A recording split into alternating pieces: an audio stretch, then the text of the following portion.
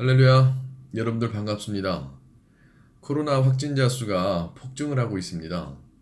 여러분들 모두 좀 더 각별히 방역 수칙과 어떤 만남과 대면에 대해서 좀 자중하시면 좋을 것 같습니다. 불편함이 오래 지속되다 보면 사람이 무뎌지기도 하고 혹은 굉장한 스트레스를 많이 받는데요. 여러분들 모두가 이 막바지로 치닫고 있는 이 코로나의 상황을 잘 신앙으로 여러분들의 굳건한 하나님을 향한 마음으로 잘 극복할 수 있었으면 좋겠습니다. 교회 소식 전해드리도록 하겠습니다. 제가 며칠 전에 문자를 보냈죠. 문자 내용은 아마 대충 아시는 분들은 아실 겁니다. 교회 상황과 교회 재정적인 상황, 뭐 교회 여러 가지 어떤 상황, 여러분들은 잘 공감 못 하실 수도 있겠지만, 코로나의 상황이 1년 동안 지속됐던 것, 그리고 그 코로나의 상황 이전에 우리 교회의 어떤 운영과 우리 교회의 재정적 상황이 어, 그렇게 쉽게 감당할 수 있는 것만큼의 어떤 그런 상황은 아니었습니다. 일반인들이라면 놀랄 정도의 부채와 일반인들이라면 놀랄 정도의 어떤 어, 이 교회 운영과 어려움에 계속 무게감이 있었죠. 어떤 분은 좀 아쉬워하시더라고요. 제가 이제 이런 얘기들을 왜 하지 않았냐. 어, 제가 하고 싶지 않아서 안 했습니다. 왜 하고 싶지 않았냐면 그것이 연약한 우리 교회에 더 큰 어려움과 더 큰 스트레스로 올까봐 제가 더 희생하고 제가 더 고생하면 된다는 마음으로 그걸 미처 얘기하지 못했습니다. 또 실제로 우리 교회 성도 여러분들의 여러 가지 형편들과 상황을 익히 잘 알고 있는 터라 저희 성도들 숫자가 많은 건 아니지 않습니까? 그런 성도들에게 뭐 이런 상황을 알려주는 것이 그들의 신앙과 그들의 삶에 큰 도움이 될 거라고 생각하지 않기 때문에 제가 좀 더 참고 견디고 극복하려고 많은 애와 노력을 썼다라는 걸 아마 저는 여러분들이 다 아실 거라고 믿습니다. 그러다 보니 미련하게 참고 미련하게 견디고 미련하게 말하지 않고 어떤 그런 의미보다는 성도 여러분들을 진정 위하고 또 성도 여러분들에게 어떤 괴로움을 주고 싶지 않아서 제가 되도록이면 이런 상황이 올 때까지 잘 이겨내고 극복해 보려고 했었던 거고요. 교회 재정적인 상황은 약 한 10년 전으로 거슬러 올라가 그때서부터도 교회 상황은 어려웠습니다. 아마 제가 이렇게 말하더라도 우리 교회에 오래 계셨던 분들은 대충 아마 다 눈치채셨을 겁니다. 교회 상황이 그리 좋지 않다라는 걸.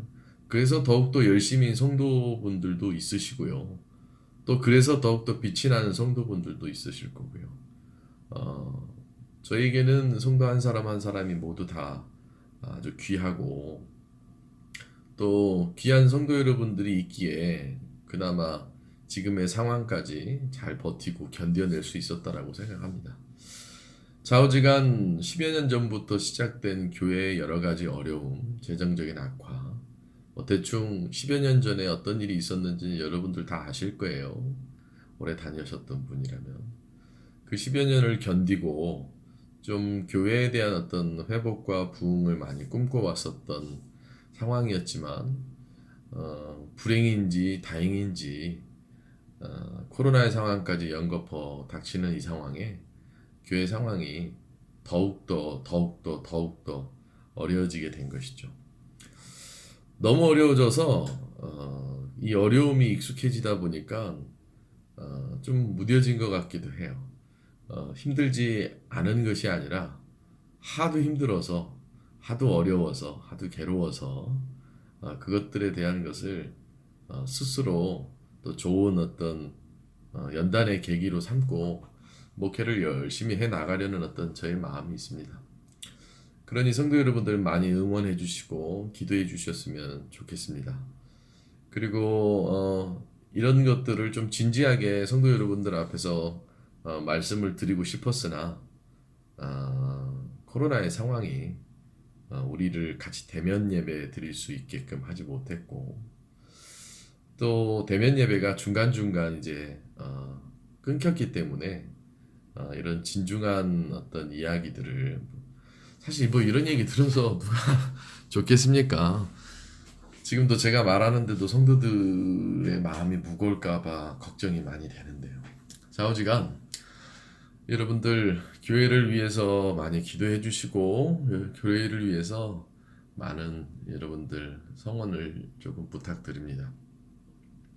여러분들 다 잘 하시고 계시고 또 교회를 누구보다 사랑하고 있다는 걸 알지만, 제가 이렇게 말씀드리는 것이 그래도 목회자로서의 어떤 이런 상황 가운데 본분이라고 생각하기 때문에, 아무쪼록 여러분들 앞으로의 일들과 앞으로의 어떤 교회의 모습들, 앞으로 우리가 나아가야 될 방향들, 여러분들 함께 같이 할 수 있었으면 좋겠습니다. 아마 이 온라인 예배가 끝나고 점심 식사 후에 일부 남전도의 분들과 우리 청년들, 뭐 그래봤자 몇 안 되지만 교회 이삿짐을 좀 옮기기로 했습니다. 그래서 여러분들 잘 교회가 이전되어질 수 있게끔 기도해 주시고, 교회가 이전되어지는 대로 구비되어지고 채비되어진 후로 제가 또 이렇게 알림으로 문자를 드릴 터이니까 되도록이면 교회 방문도 조금 자제해 주시고요. 그 다음에 교회 방문의 자제는 두 가지 이유인데, 교회 어떤 정리정돈에 대한 이슈도 있고요. 또 채비에 대한 이슈도 있으니까 여러분들 조금 자중해 주시고 방역에 더 이렇게 여러분들 집중할 수 있었으면 좋겠습니다. 우리 오늘 말씀 같이 보도록 하겠습니다. 우리 오늘 보실 말씀은 에베소서 4장 25절부터 32절까지의 말씀입니다. 제가 대신 읽겠습니다. 그런즉 거짓을 버리고 각각 이웃과 더불어 참된 것을 말하라. 이는 우리가 서로 지체가 됨이라. 분을 내어도 죄를 짓지 말며 해가 지도록 분을 품지 말고 마귀에게 틈을 주지 말라. 도둑질하는 자는 다시 도둑질하지 말고 돌이켜 가난한 자에게 구제할 수 있도록 자기 손으로 수고하여 선한 일을 하라. 무릇 더러운 말은 너희 입 밖에도 내지 말고 오직 덕을 세우는데 소용되는 대로 선한 말을 하여 듣는 자들에게 은혜를 끼치게 하라. 하나님의 성령을 근심하게 하지 말라. 그 안에서 너희가 구원의 날까지 인치심을 받았느니라. 너희는 모든 악독과 노함과 분냄과 떠드는 것과 비방하는 것을 모든 악의와 함께 버리고 서로 친절하게 하며 불쌍히 여기며 서로 용서하기를 하나님이 그리스도 안에서 너희를 용서하심과 같이 하라.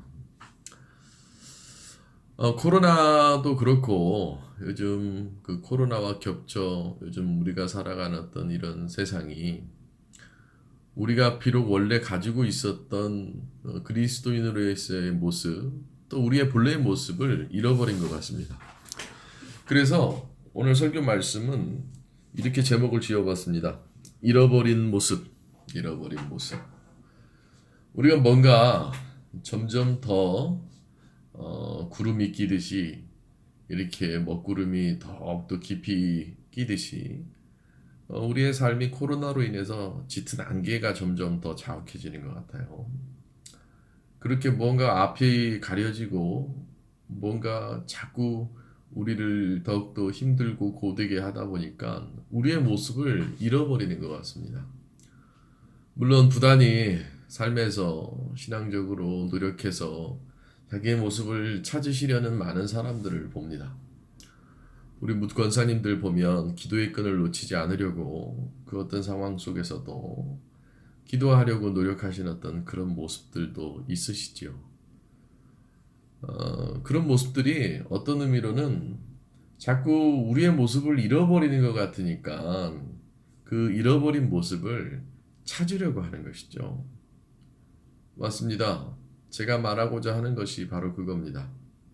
우리가 자꾸 무언가 우리의 본래 모습을 잃어버리는 것 같아요.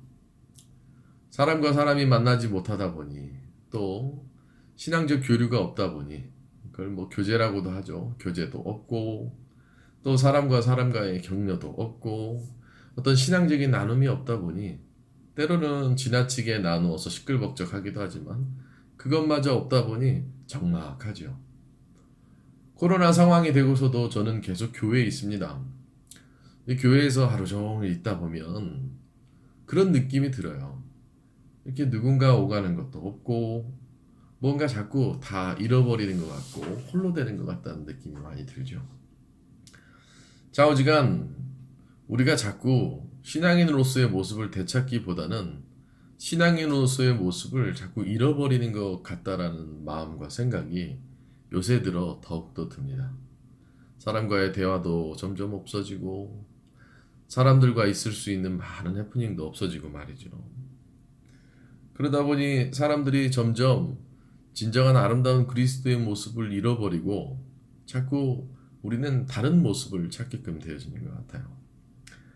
우리가 방금 읽은 에베소서 4장 말씀에 그러한 내용들이 나옵니다.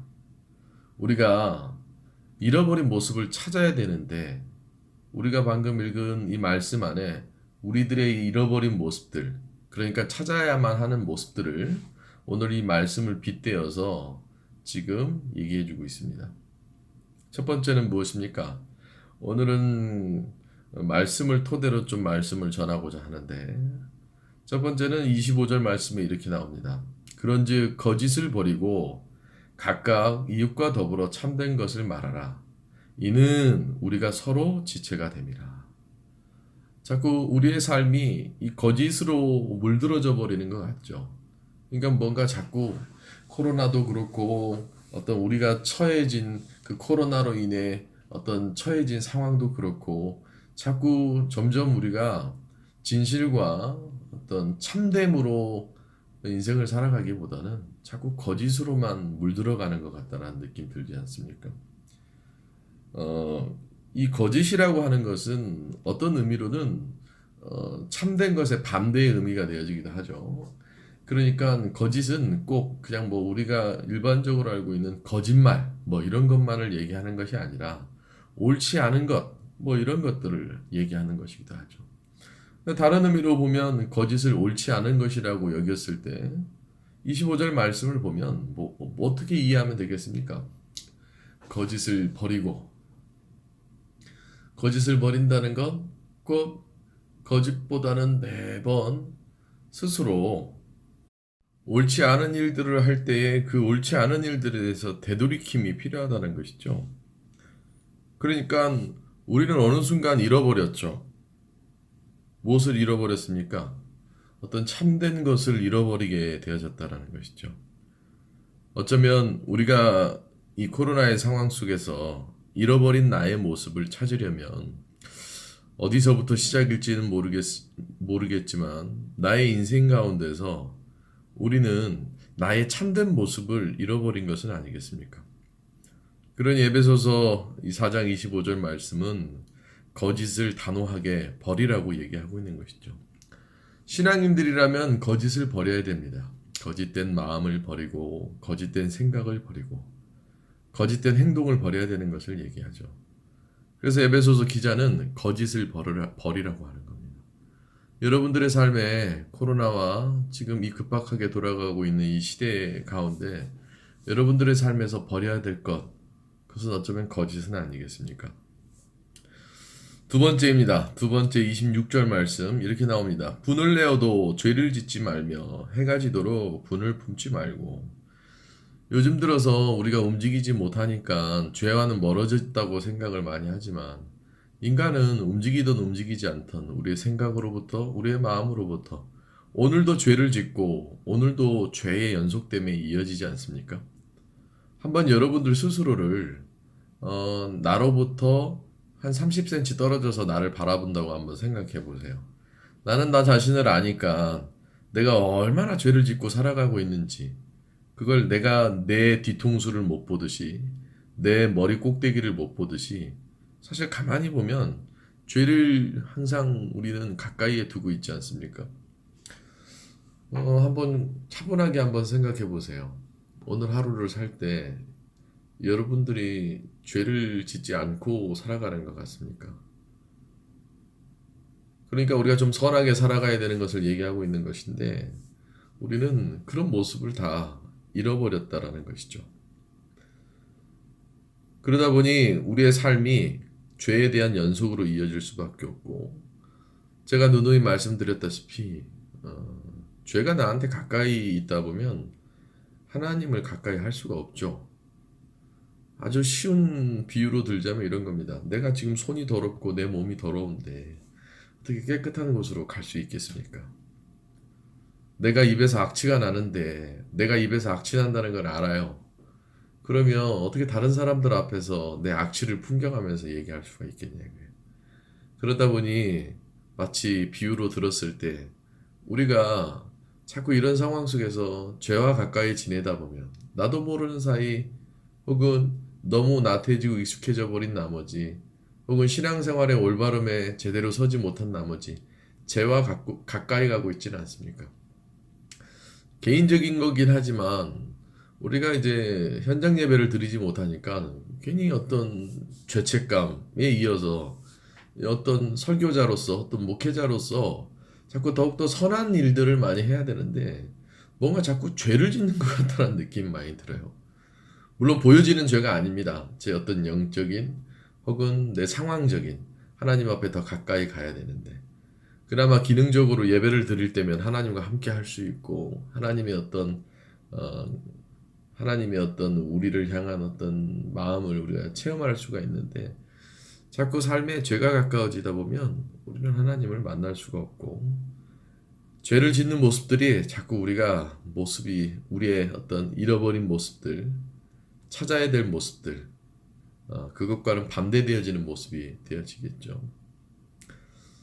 그러니 우리가 잃어버린 모습 가운데 우리가 되찾아야 될 것, 우리가 거짓을 버려야 되고 죄를 짓지 말아야 되며 세 번째로는 마귀에게 틈을 주지 말라고 얘기합니다. 사실 이 언급되어져 있는 세 가지 자체가 우리가 항상 실족할 수밖에 없고 우리의 삶에 괴로움을 줄 수밖에 없는 아주 큰 근거들이 되어지는 것이죠. 맨날 거짓말만 하고 살아보세요. 맨날 죄만 짓고 살아보세요.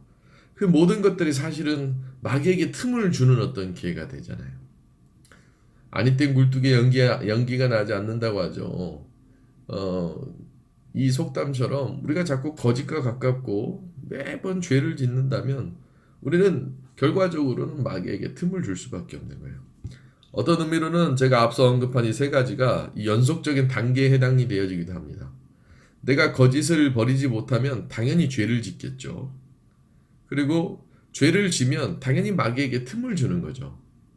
그렇게 되다 보면 우리는 본래 회복돼야 될 우리 아름다운 하나님 앞에 다가설 수 있는 모습을 잃어버리는 모습처럼 되어져 버리게 되는 겁니다. 비단 꼭 이렇게 신앙적인 비유를 들어서만 여러분들 이해하시고 이걸 받아들이시겠습니까?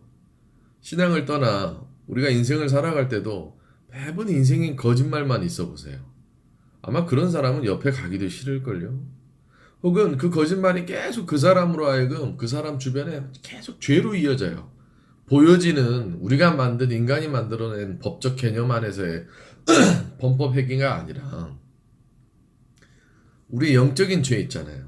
거짓말 많이 하는 사람들 어떤 선한 거짓말 백색 거짓말 이런 걸 떠나서 그냥 악함과 참됨을 추구하지 않는 어떤 그런 것들이 되어져서 자꾸 우리 마음속에 있다 보면 당연하게 죄를 짓게 되어지고 또 그 죄는 당연하게 마귀에게 틈을 줘서 우린 자꾸 시험에 들게 되어지는 거예요. 지금은 괜찮을지 모르겠지만 시간이 흘러 내가 거짓말 한마디 한 것이 혹은 거짓된 행동 하나 한 것이 죄를 짓게끔 이어지고 또 그것은 마귀에게 틈을 주게끔 되어지는 것이죠. 목회를 하며 이렇게 무성도들 제가 목회하면서 이렇게 제가 경험해보고 제가 같이 함께하는 어떤 성도들을 보면 성도들이 결국은 무너질 때가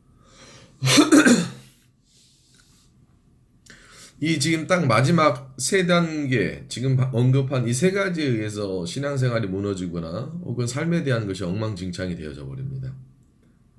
맨 처음에는 아주 사소하게 거짓말을 해요. 그리고 그 거짓말이 죄로 이어지고요. 그 죄로 이어짐이 그 사람의 삶과 그 사람 신앙 틈에 아주 큰 구멍을 만들어 버리고 그 구멍 안에 도저히 헤어나올 수 없는 마귀들의 유혹과 마귀들이 막 우리의 삶을 막 개입하고 간섭하기 시작합니다. 마귀가 자꾸 시키죠. 자꾸 거짓말을 얘기하라고, 거짓된 삶을 살아가라고, 자꾸 죄를 지으라고 말이죠. 이런 유혹이 우리에게 계속 끊임없게끔 되어지죠. 그러니 사랑하는 성도 여러분들, 우리의 잃어버린 모습을 찾아야 되는데, 하나님 앞에 아주 아름다운 모습을 찾아야 되는데, 그 아름다운 모습을 찾기에 먼저 선행적으로 해야 될 것이 거짓을 버리고 죄를 짓지 말고 마귀에게 틈을 주지 말아야 된다는 겁니다. 그랬을 때 우리는 먼저는 선행적으로 하나님 앞에 참된 모습, 아름다운 모습을 찾아갈 수가 있게끔 되어지는 것이죠. 그렇게 아름다운 모습을 찾아가기 위해 이 반증적으로, 반사적으로, 그러니까 저쪽에 무언가가 있다면 그 저쪽으로부터 이쪽으로 가게끔 하는 것. 그러니까 악한 사람이라면 선한 사람이 되어지고 잘못된 길로 가고 있다면 옳은 길로 갈 수 있게끔 되어지는 것이 지금 제가 이제 앞으로 말할 네 가지입니다. 첫 번째는 무엇이냐? 28절에 제가 읽어보겠습니다. 도둑질하는 자는 다시 도둑질하지 말고 돌이켜 가난한 자에게 구제할 수 있도록 자기 손으로 수고하여 선한 일을 하라. 선한 일을 하라는 거예요. 그러니까 내가 막 마귀한테 틈을 주고서 막 내가 죄의 넝쿨에서 빠져나오지 못할 때는 자꾸 선한 일을 해야 된다는 거예요. 대부분 교도소에서 있는 죄소자들이 그 죄소자들이 뭔가 회심하고 뭔가 달라지는 계기가 뭐냐면 어떤 그 감옥 안에서 선한 일을 할 때 그들의 삶이 죄로 인해서 물들어져 버린 그들의 삶이 달라진다고 하더라고요. 제가 그 끝까지 본 건 아니었지만 그 어떤 미국의 다큐멘터리 같은 거였는데 그 미국의 다큐멘터리에서 정말 미국에서는 흉악범들, 뭐 성범죄자들, 폭력범들, 살인, 뭐 특수살인 뭐 이런 게 있는 사람들이 있어요. 근데 그 사람들이 뭐 매일 뭐 감옥에 들어오기 전까지 그들의 삶이 혹은 그들의 삶 주변에 무엇만 있었겠습니까? 다 뭐 죄와 뭐 진짜 상상도 할 수 없는 어떤 유혹과 괴로움과 분노와 시기와 막 그런 좋지 않은 것들만 있었겠죠. 근데 그 다큐멘터리에서 그 사람들이 어떤 역할을 하냐면 이제 말 안 듣는 청소년들, 뭐 중학생들, 고등학생들, 그러니까 자기의 옛날 모습을 보는 것만 같은 그 말썽쟁이인 애들이 이렇게 교도소에 와요. 그러면 그 아이들을 한 사람 한 사람 다 멘토링을 하는 거예요. 그 아이들을 선하게 어떻게든지 이끌어 보려고. 그러면 그렇게 말썽쟁이고 그렇게 다시는 원래 모습으로 찾아갈 수 없었을 것만 같은 맨 처음에 들어올 때는 막 비아냥거리기도 하고 왜 어린애들이 겁이 없잖아요. 지금 겁 없이 들어오는 그곳은 살인, 강간, 뭐 아주 흉측한 범죄자들만 가득하고 그런 아이 하나 해치는데 문제가 안 되는 사람들만 있는 곳에 막 태만하고 거만하게 옵니다. 얼마나 거짓됩니까? 얼마나 그 죄에 대한 인식이 없는 거겠습니까? 죄에 대한 인식이 없는 것 자체가 죄를 짓는 거죠. 그리고 또 얼마나 마귀에게 틈을 줍니까? 그냥 그 옆에 있는 죄수들이 더 으르렁 대듯이 말이죠. 근데 그렇게 내노라 하는 그 아주 특수한 제목을 가지고 있는 사람들이 그 아이들을 막 이렇게 선하게 이끌어요. 그러면 그때 가장 보람이 있다라고 어떤 재소자가 얘기를 하더라고요. 뭐 종신형, 25년형, 30년형 이렇게 받는 사람들. 그러니까 자기의 잃어버린 모습을 찾기 위해서 그렇게 선한 일들을 하다 보니 대부분 재소자들이 교도소 안에서 재활 프로그램이라든지 어떤 그런 걸 하는 것들이 다 선한 일들을 해요. 아주 아기자기한 일들을 하고. 그러니 우리가 잃어버린 모습을 찾기 위해서는 선한 일을 해야 되는 거예요. 우스갯소리로 뭐 살이 쪄서 흉측한 나의 모습이 아름다운 신체를 가질 수 있는 모습이 되기 위해서는 선한 일을 해야죠. 악한 일은 막 뭘 먹고 눕고 자고 뭐 이런 것이 악한 일이라면 선한 일은 운동을 하고 또 뭔가 아름답게 뭔가 내 자신에 대해서 가꿔갈 수 있는 여러 가지들을 하는 거잖아요. 비유긴 합니다만 어찌됐든 잃어버린 모습을 찾기 위해서는 우리가 선한 일을 해야 한다는 겁니다. 두 번째로 30절입니다. 하나님의 성령을 근심하게 하지 말라. 그 안에서 너희가 구원의 날까지 인치심을 받았느니라.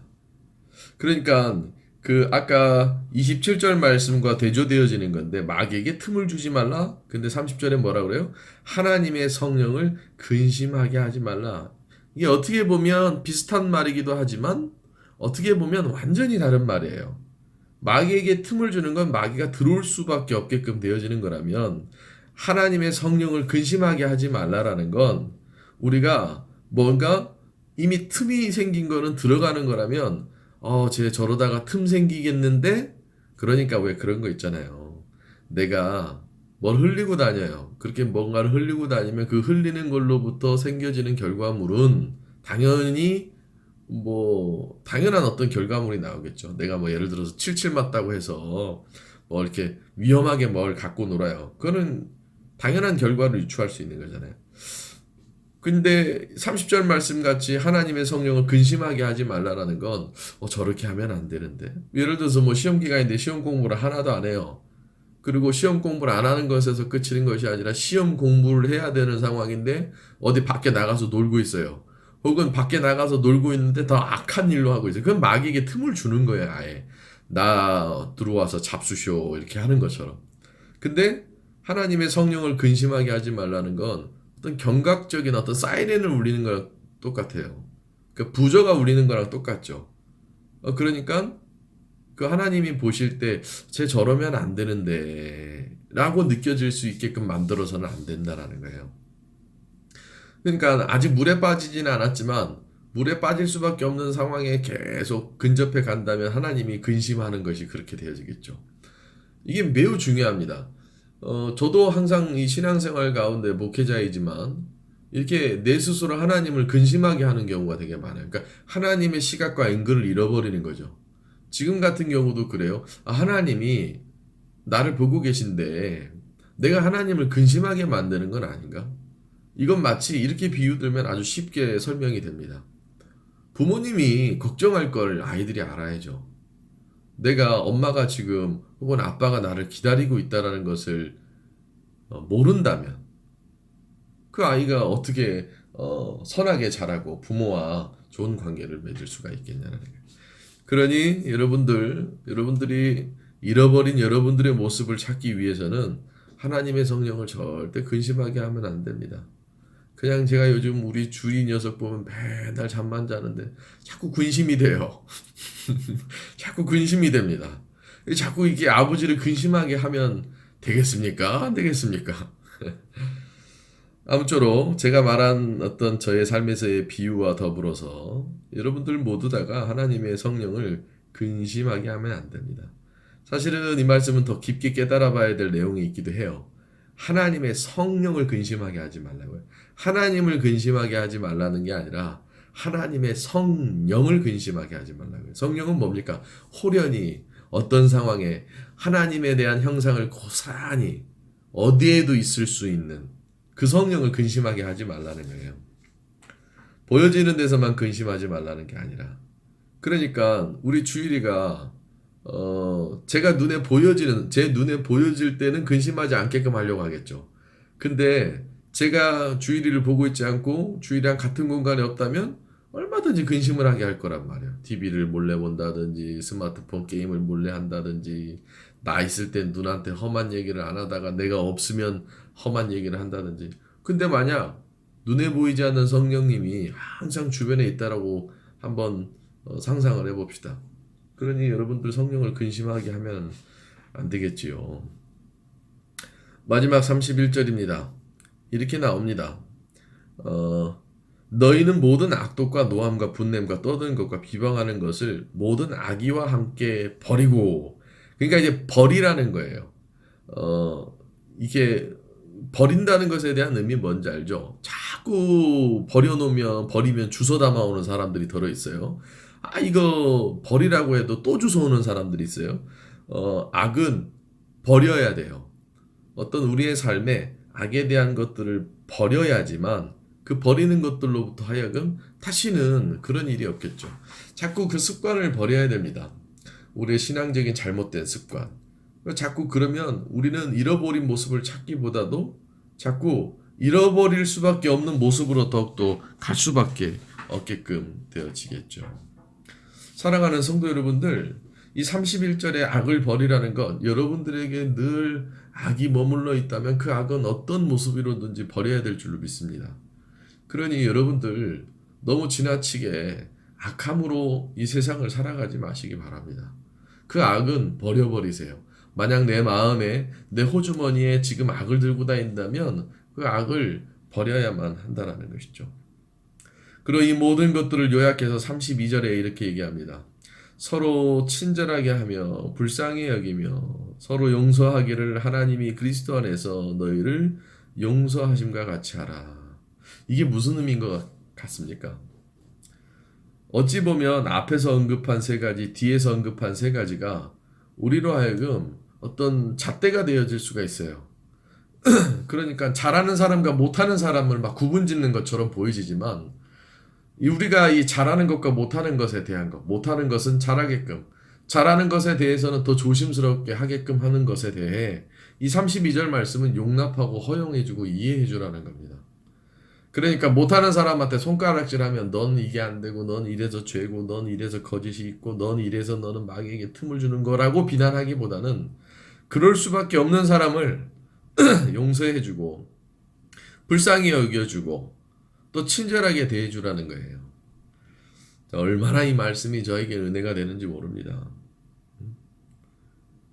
더욱더 친절하게 대해주세요, 여러분들.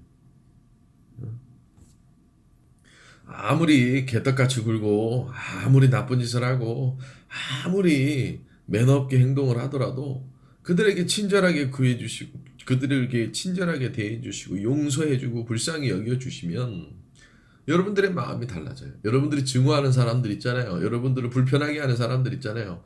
가만히 보세요. 얼마나 불쌍한지 아십니까? 그럴 수밖에 없는 그들의 모습을 그들 스스로 모르잖아요. 응? 어떻게 그렇게 행동을 할 수가 있는지. 근데 그런 사람을 한번 불쌍히 여겨보세요. 한번 긍휼히 여겨보세요. 그 사람을 용서해보세요.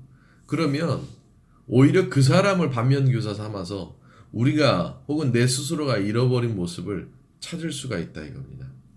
그러니 여러분들을 불편하게 하는 사람들, 여러분들의 각자 가지고 있는 잣대로 혹은 이 말씀 안에 첫 번째 세 가지, 두 번째 세 가지 이것들을 겹쳐서 봤을 때 여러분들 스스로가 한번 이 말씀을 스스로 푯대 삼아서 누군가를 불쌍히 여겨보십시오. 그 잣대를 놓고 잣대로 난도질하기보다는 그 잣대로 오히려 더 불쌍히 여겨보세요. 목회를 하다 보면 참 얼토당토하지 않은 많은 모습들이 있습니다. 성도들도 그렇고요. 혹은 다른 예수를 믿는 사람들도 있고요. 왜 그렇게 그런지 목회자가 사실은 가장 잣대가 높잖아요. 제가 기준점이 제일 높을 수밖에 없잖아요. 그럼 그 기준점으로 성도들을 봐보세요. 그럼 교회 안 나온 성도들 얼마나 웃겨 보이겠습니까? 믿기도 하고. 교회를 안 나와서가 아니라 예수를 믿는다 하는데 왜 저렇게 하지? 라는 생각들이 들 수 있잖아요. 그러면 자꾸 내 안에서 거짓과 막 죄와 이 마귀에게 틈줌이 막 솟구쳐 오르고 앞에서 언급한 세 가지, 뒤에서 언급한 세 가지가 우리로 하여금 계속 잃어버린 모습을 찾으려 가기보다는 자꾸 더 모습을 잃어버리게 하는데 그런 거를 한번 불쌍히 여겨보세요. 얼마나 불쌍합니까? 여러분들 주변에 한번 여러분들이 막 보면 신경질 나고 스트레스 받는 사람들을 보면 한번 불쌍히 여겨보세요. 긍휼히 여겨보세요. 그리고 용서해보세요. 저는 그래 보니까 되게 마음이 편하더라고요. 나를 참 불편하게 하는 사람들이 많거든요. 근데 그런 사람들을 보면 아이고 참 불쌍하다. 오히려 더 친절하게 대해주고 다른 사람들에게는 친절의 수치가 5라면 그 사람에게는 더 7, 8로 대해줘 보세요. 그러면 오히려 나의 모습을 하나님 앞에 나의 모습을 우리의 모습을 찾을 수 있는 것 아니겠습니까? 사랑하는 성도 여러분들, 이 에베소서의 말씀을 통하여서 이 코로나의 상황에 또 여러분들에게 처해 있는 각자의 상황 속에서 하나님을 믿어 되찾아야 될 모습을 꼭 되찾을 수 있길 소망합니다. 우리가 그 모습을 되찾기 위해서는 거짓을 버리고 죄를 짓지 말고 마귀에게 틈을 주지 말고 선한 일을 늘 행하고 서로 하나님의 성령을 근심하게 하지 말고 모든 악을 버리고 우리 스스로 가지고 있는 잣대를 푯대 삼아 남들을 앞에서 뒤에서 언급한 이 세 가지를 통해서 판단하려고 하기보다는 여러분들 옆에 있는 사람을 한번 보면서 불쌍히 여겨줘 보세요. 여러분들 옆에 있는 사람에게 더욱더 친절히 대해 보세요. 그러면 아마 우리가 되찾아야 될 하나님의 형상이 우리의 삶에서 분명히 나타나는 것은 아니겠습니까? 성도 여러분들, 잃어버린 하나님 앞에서의 우리의 모습을 꼭 되찾을 수 있길 간절히 소망합니다. 기도하겠습니다. 하나님, 우리에게 처해져 있는 상황이 자꾸 우리로 하여금 더 깊숙하게 들어가는 것 같습니다. 그 깊숙하게 들어가는 것은 좋은 것이 아니요, 죄를 지을 수밖에 없고 거짓에 물들 수밖에 없고 아버지여 마귀에게 틈을 줄 수밖에 없는 어떤 그런 모습인데, 이제 우리가 선한 일을 행하고 하나님을 근심하게 하지 않고 어떤 모습으로든지 악을 버려버리고 이제는 그 모든 모습들로 아버지 누군가를 용서하며 누군가를 친절하게 하고 누군가를 불쌍히 여기며 아버지 나의 삶에 잃어버린 모습을 되찾게 허락하여 주시옵소서. 이 말씀을 듣는 모든 이가 이 말씀으로 말미암아 잃어버린 자기 자신의 모습을 되찾게 아버지께서 도와주시옵소서. 살아계신 예수님의 이름으로 기도드립니다.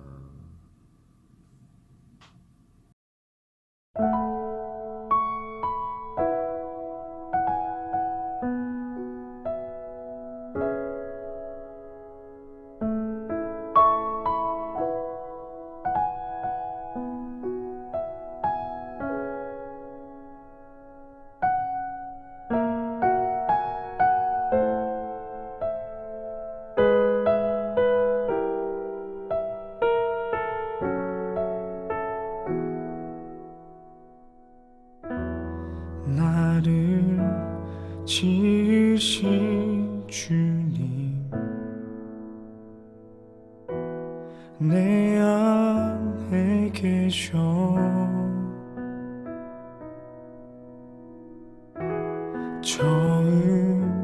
처음부터 내 삶은 그의 손에 있었죠. 그는 내 아버지, 난 그의 소유. 내가 어딜 가든지 날 떠나지 않죠.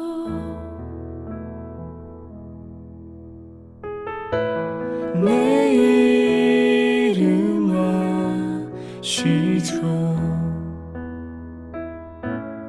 내 모든 생각도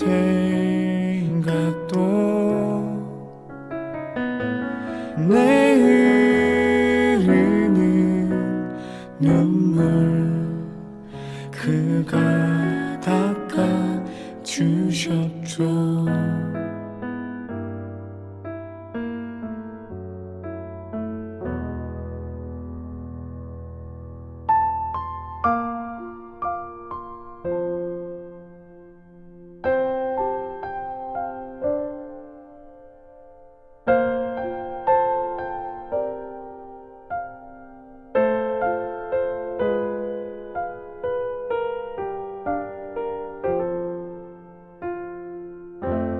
그는 내 아버지, 난 그의 소유. 내가 어딜 가든지 날 떠나지 않죠.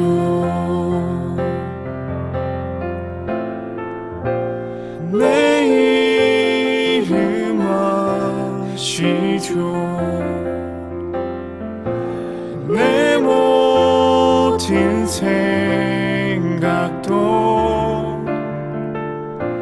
내 흐르는 눈물 그가 닦아 주셨죠. 내 이름 아시죠. 내 모든 생각도 내 흐르는 눈물 그가 닦아 주셨죠.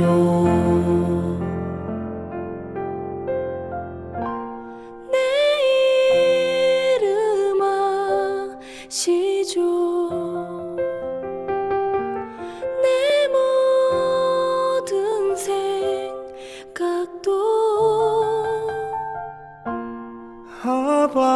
아바라 부를 때 그가 들으시죠.